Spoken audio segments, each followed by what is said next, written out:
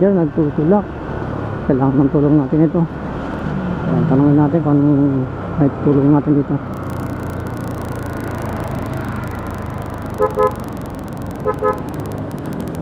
Boss, ano nangyari, boss? Nangyari? Ay, yun lang, maltang gamit dito. Oo. Kaya ko kaya itulak. Subukan natin itulak para maano kita. Para at least makaangon lang kita doon, malayo eh. May dala lang kita sa shop. Hindi kaya shop? Yun lang yun, oh. Kaya uwi ko na nga lang din sa iyo. Layo pa nito tulak mo. Tulak kita. Matansa ako. Oo. Sige, tulak natin. Pahinga-pahinga lang pag di kinaya. Medyo mabigat nga pala yung bike na yan. Sige, subukan lang natin kung kaya. Hindi na ba natutulak? Dito may sa may... Hanggang saan nagtulak? Pagod dyan, bigat ng bike na yan eh. Sige, subukan natin kung kakayanin natin.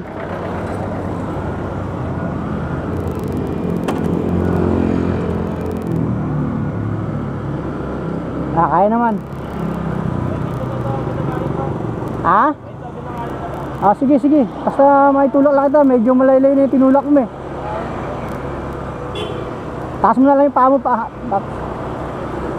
Saan mo papasok dapat? Saan mo papasok dapat?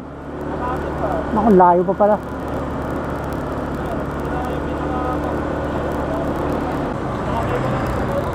Oh, bigat eh oh. Mahirapan ka nito pag tinulak mo talaga. Kaya.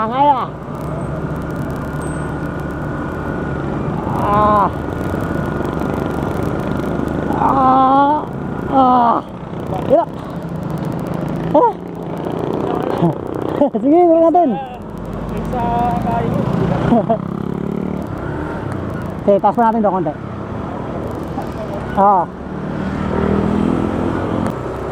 Saka ba sa Imos? Hatid na kita para at least di ka mahirapan.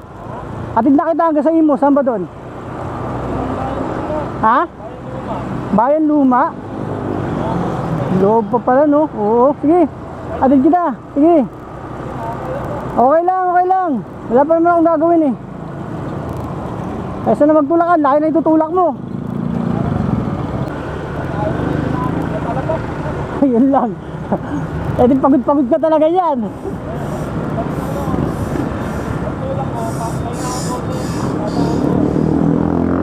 Oo. Hindi ba kaya sa shop yan? Oo.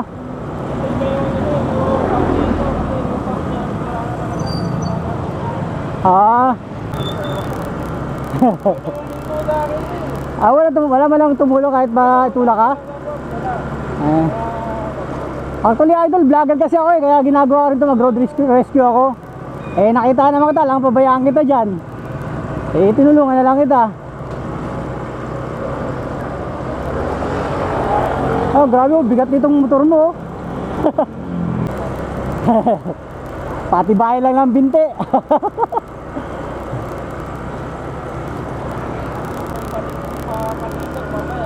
Pag pinapalik ka mo, kumakain ko dyan. Oo. Ito maayos, Mala po masira. Mas maganda talaga so mas may alam talaga. Eh ako pag di ko rin alam talaga, di ko na ginagalaw. Kasi mahirap magrunong-runungan eh. yung kaya ko lang ayusin, dun lang ako. Kaya dun muna tayo sa basic lang para mas ma-okay, para walang po problemahan yung rider. Imbis na makatulong tayo, nakasira pa eh. Nakakatid ko lang kasi si Mrs. sa Manila. Eh pauwi na rin, nasakto na daanan kita. Ganun talaga. Tsambahan na lang kung may makakitang tutulong sa'yo. Tsaka di naman din ako vlogger, talang ginagawa ko na rin talaga to eh. Tumutulong ako sa mga rider. Kasi naranasan ko na yung magtulak, ang hirap. Kapagod. Buhay diwang ba talaga pag ganyan eh. Sige lang, turo mo lang saan ba? Saan? Sige, pasok natin.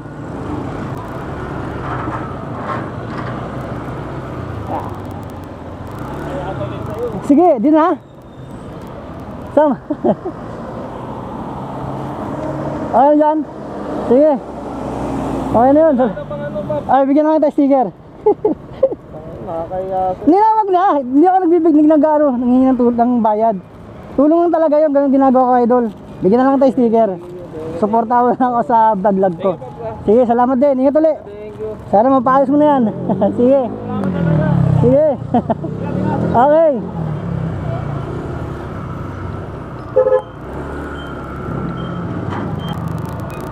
Yun, so medyo mabigat pala siya. Akala ko mag-aalay tulak, pero talagang mabigat nga itulak. Pero ayos lang.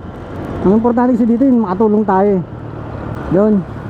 Akala ko kasi kayang ayusin sa shop yung mga ganun, di pala. Wala rin kasi tayong alam sa mga big bike eh.